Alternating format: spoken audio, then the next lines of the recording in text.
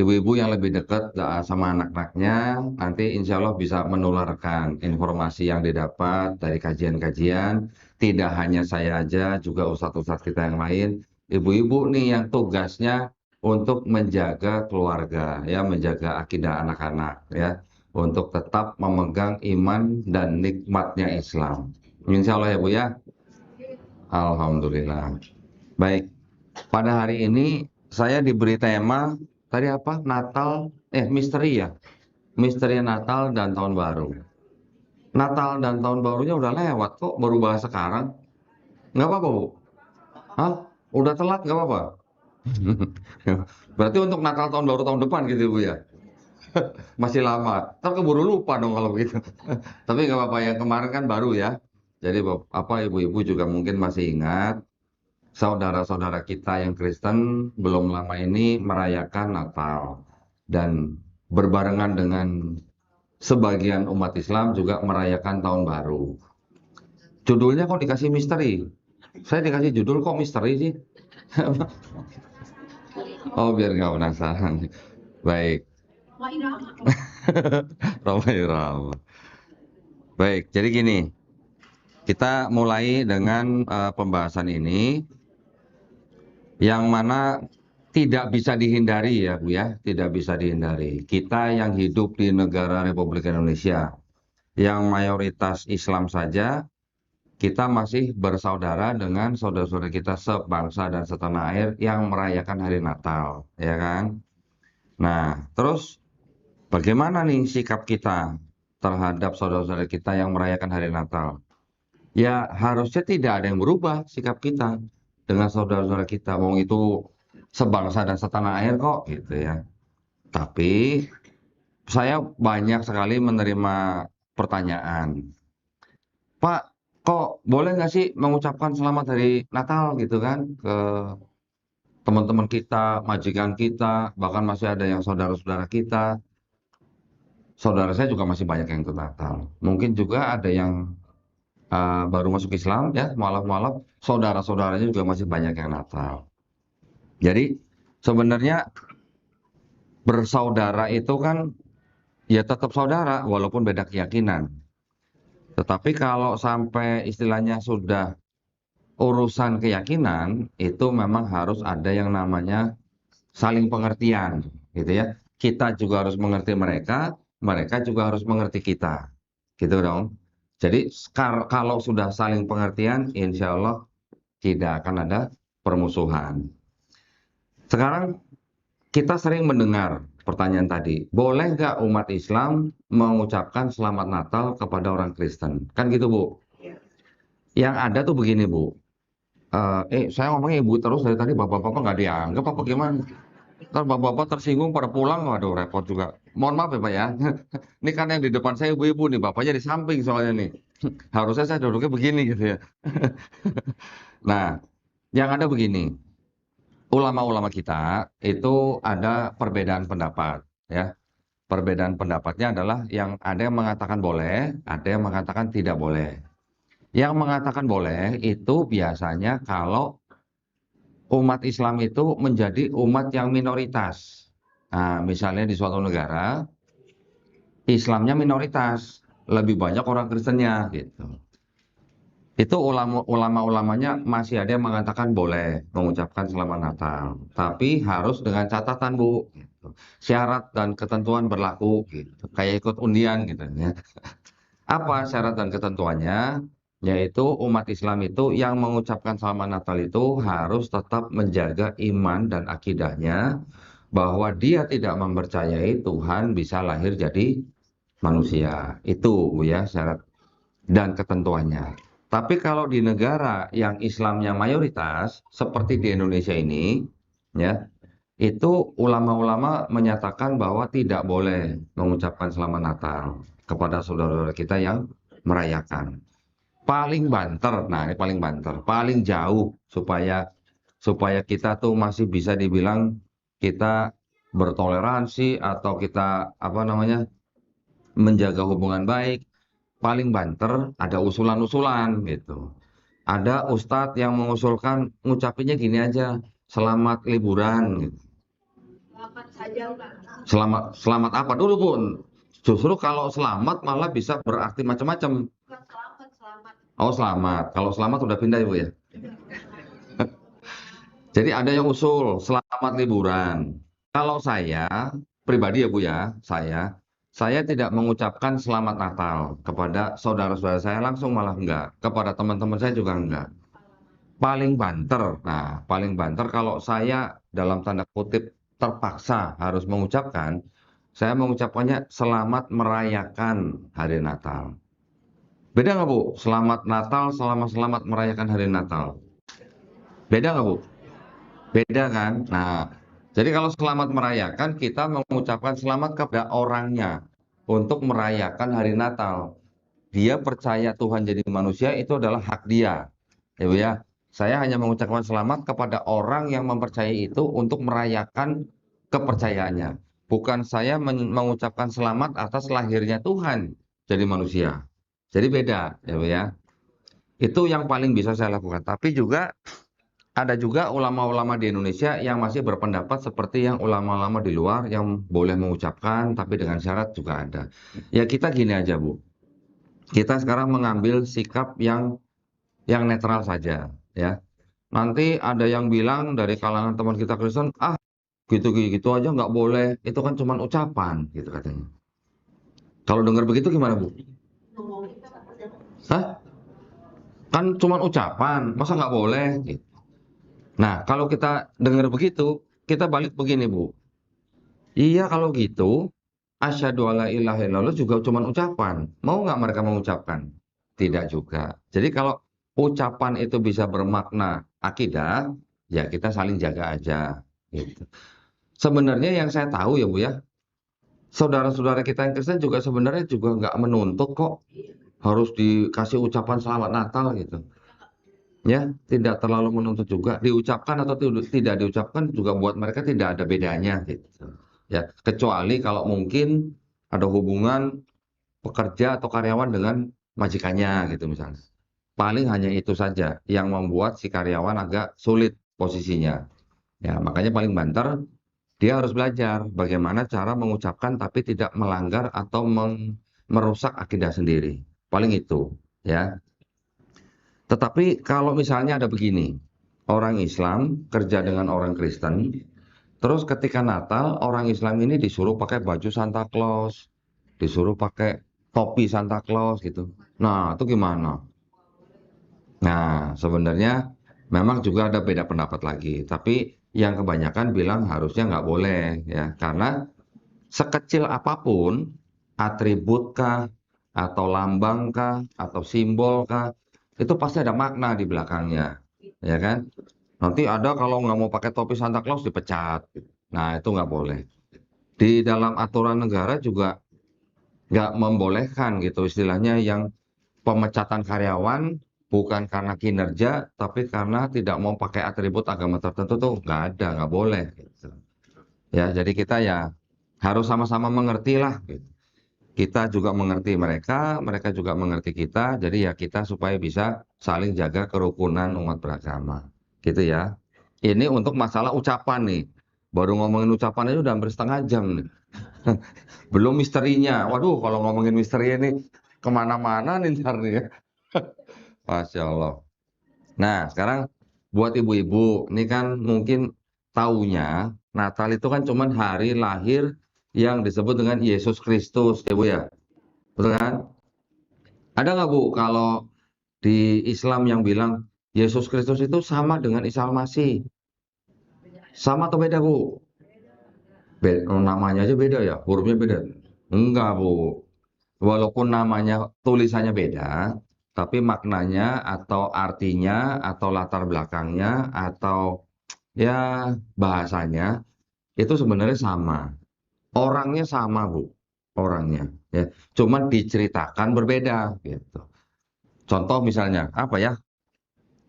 Orang Yahudi kenal namanya Abraham, gitu, ya. Orang Arab nyebutnya Ibrahim. Sama nggak Bu? Orangnya sama. Cuman orang bahasa Ibrani menyebutnya Abraham, orang berbahasa Arab menyebutnya Ibrahim. Sama. Kalau kata Ustadz Babe Haikal itu di Tanah Abang orang manggilnya Boim, gitu.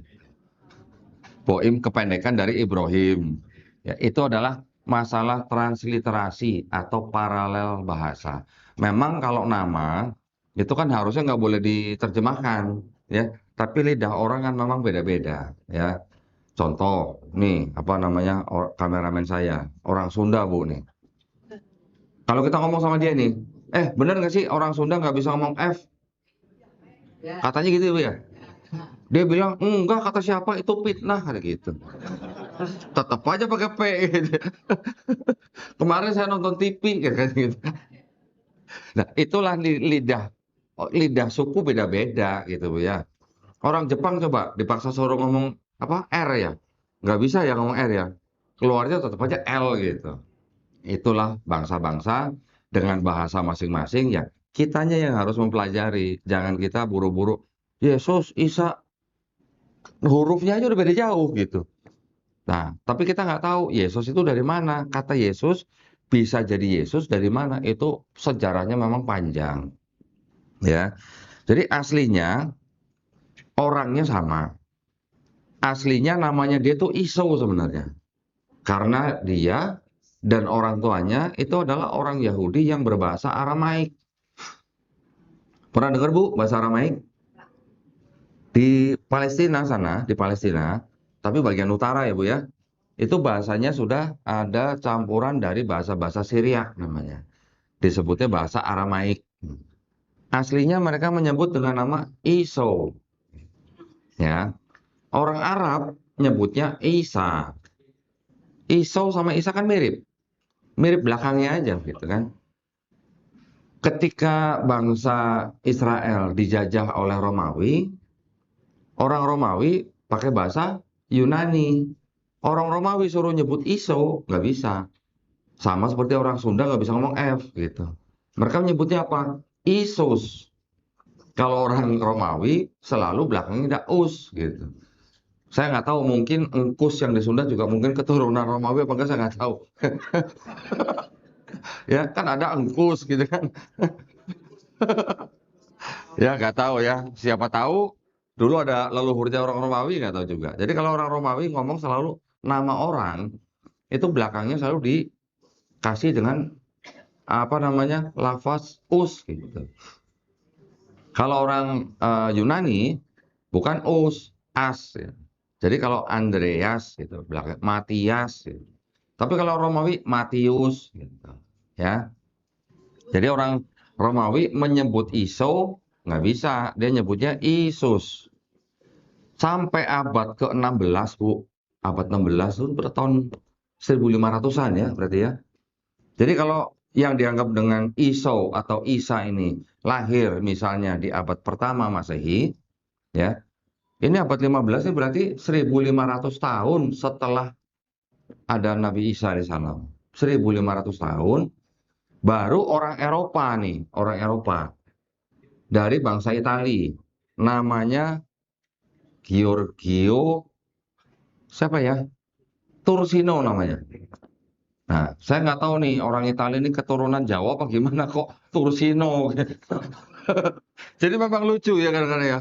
Yang di sini Sutarno, Soekarno, di sana bisa ada Tursino gitu, kok bisa ada mirip-mirip gitu. Si ahli tata bahasa Tursino ini yang pertama kali menciptakan huruf J. Nah, ya, jadi dulu huruf Latin itu ada huruf I, tapi belum ada huruf J. Sampai abad 16 baru ada huruf J. 100 tahun setelah ada huruf J, baru ada kata Jesus pertama kali. Berarti tahun 1632 yang saya tahu. Di sebuah pengadilan di Inggris, salah satu dokumennya baru menyebut kata Jesus, gitu. Jesus, bahasa Inggris. Ya. Kata Jesus sendiri baru masuk ke dalam Bible-nya orang Kristen baru di abad 18, kira-kira di tahun 1750. Ya, huruf J 1524, kata Jesus pertama kali 1632 masuk ke dalam Bible 1750. Butuh butuh 200 tahun lebih untuk masuk ke dalam Bible-nya orang Kristen. Nah, terus sebelumnya kata apa? Isus, masih pakai bahasa yang Romawi gitu, Isus gitu. Saya bawa Bible-nya sebenarnya tuh ada di mobil, cuma saya nggak turunin. Lama-lama koper saya jadi tambah berat soalnya Bible-nya nambah terus gitu. Yang mana? Yang masuk ke dalam Bible itu baru masuk di tahun 1750, Bu. Ya, namanya Thomson Bible. Thomson Bible ini juga sebenarnya terjemahan-terjemahan yang berasal dari King James Bible. King James Bible atau kitabnya orang Kristen yang diterbitkan tahun 1611 itu belum pakai kata Jesus, masih pakai kata Yesus, ya sama dengan yang di Romawi. Oke, jadi sebenarnya sama, mau Iso Aramaik, mau Isa bahasa Arab, mau Isus bahasa Romawi, mau Yesua bahasa Ibrani, orangnya sama, orangnya. Cuman ceritanya berbeda. Ketika masuk ke dalam kitabnya orang Kristen, diceritakan namanya Yesus lahir di Bethlehem, taruh di palungan. Nanti gereja bilang lahirnya di kandang kuda. Padahal di kitabnya nggak ada tulisan kandang kuda, cuma ada tulisan palungan gitu aja. Ya, terus kemudian lahir dan dijadikan Tuhan. Diceritakan mati di salib, bangkit di hari ketiga, terus diangkat. Yang Islam masuk ke dalam Al-Quran, Nabi Isa alaihissalam dilahirkan oleh ibunya Maryam di bawah pohon korma, tapi lokasinya memang nggak ditulis di mana ya. Kalau di kitabnya orang Kristen ditulisnya Bethlehem, di Quran Maryam hanya disuruh untuk menjauh dari kota Yerusalem ke sebelah timurnya Yerusalem, di tempat yang banyak kurma, pohon kurma, ya kan? Kalau kita membaca kan, Maryam disuruh menggoyangkan batang pohon kurma supaya kurmanya jatuh bisa dimakan oleh ibunya Nabi Isa alaihissalam. Bulan apa kira-kira pohon kurma tuh kalau sampai digoyang tuh pohonnya jatuh? Nah, pada musim panas, nggak mungkin musim dingin kurma berbuah gitu, ya. Kalau di Kristen, di kitabnya Kristen, Bu, tidak ditulis Yesus lahirnya bulan apa. Bulan Desembernya nggak tertulis, apalagi tanggalnya. Tanggalnya juga tidak tertulis, ya. Jadi tidak tertulis atau diceritakan Yesus lahir tanggal 25 Desember. Nah, yang agak janggal di kitabnya Kristen itu ditulisnya begini.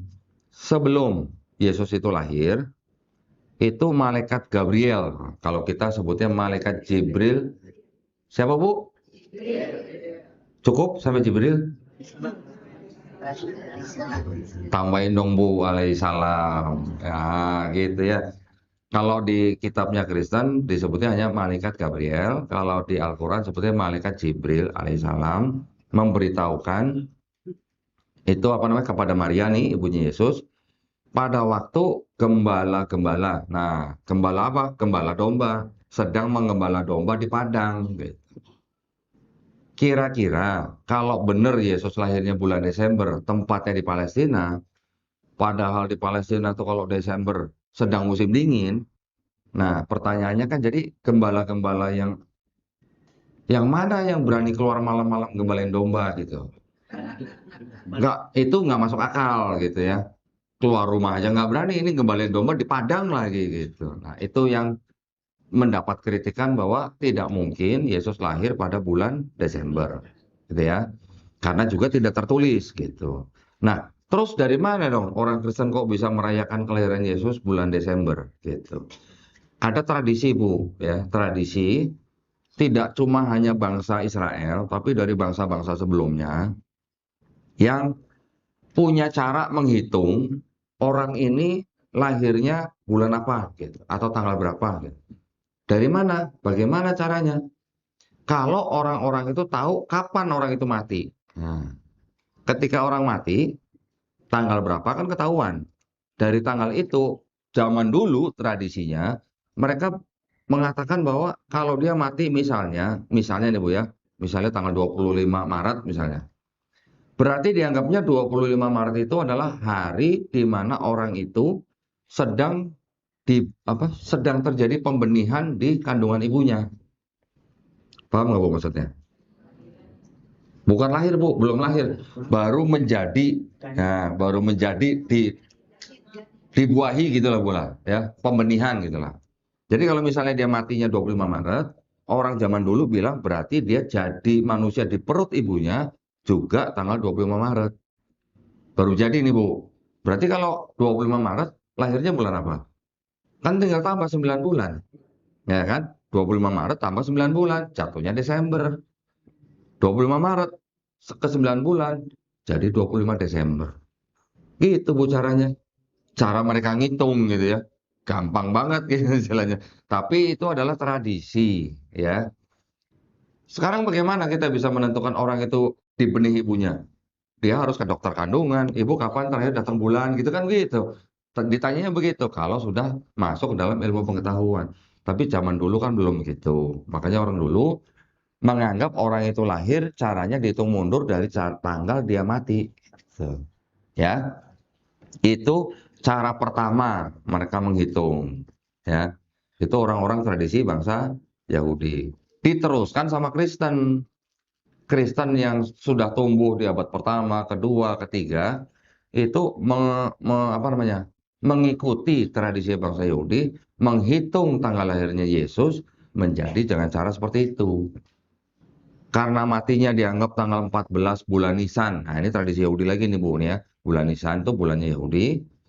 Dikonversi ke kalender apa Masehi, jatuhnya 25 Maret. Nah, 25 Maret tinggal tambah 9 bulan. Jatuhlah 25 Desember. Gitu Bu caranya. Pertama, itu cara pertama. Kenapa kok Yesus dianggap lahir 25 Desember ya? Banyak nanti bapak-bapak gereja atau pemuka-pemuka agama Kristen yang mengemukakan tentang itu di awal-awal ya, di abad awal-awal gitulah. Ya. Izin minum dulu. Mohon maaf nih Bu, suara saya agak habis nih. Aduh, saya kemarin tuh baru pulang dari Bali Bu.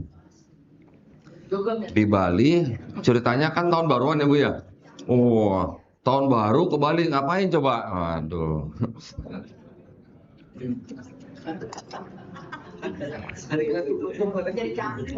Ibu ini udah seuzon aja sama saya.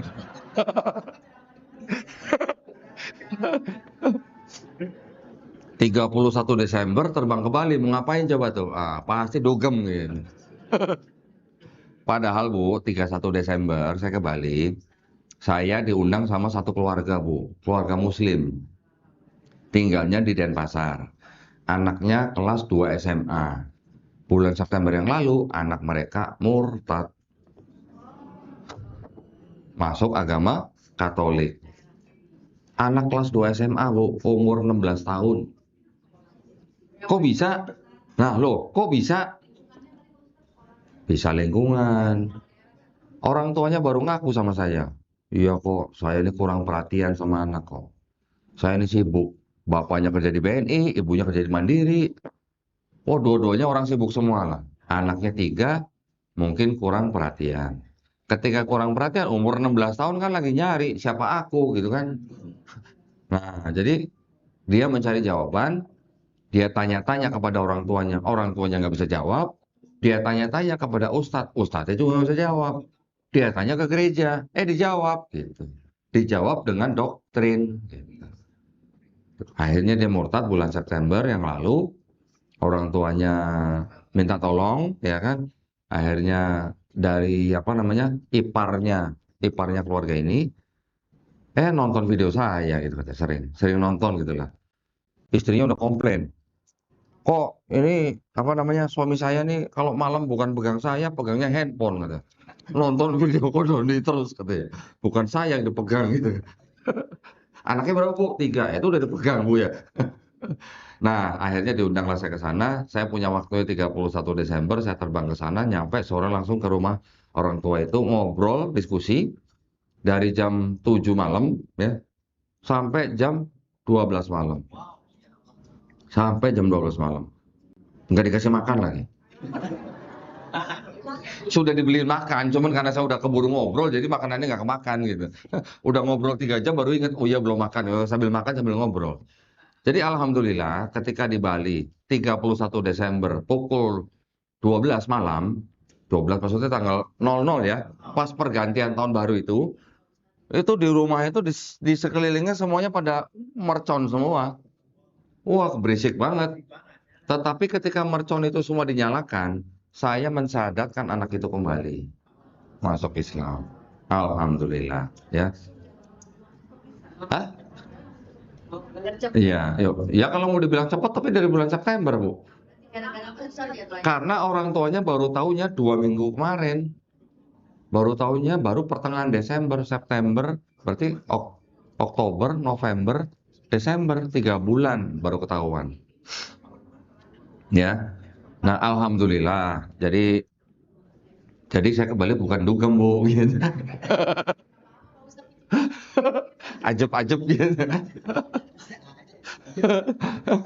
Itu malam tahun baru di Bali. Sudah selesai, subuhnya sampai saya pulang kajian terus, alhamdulillah.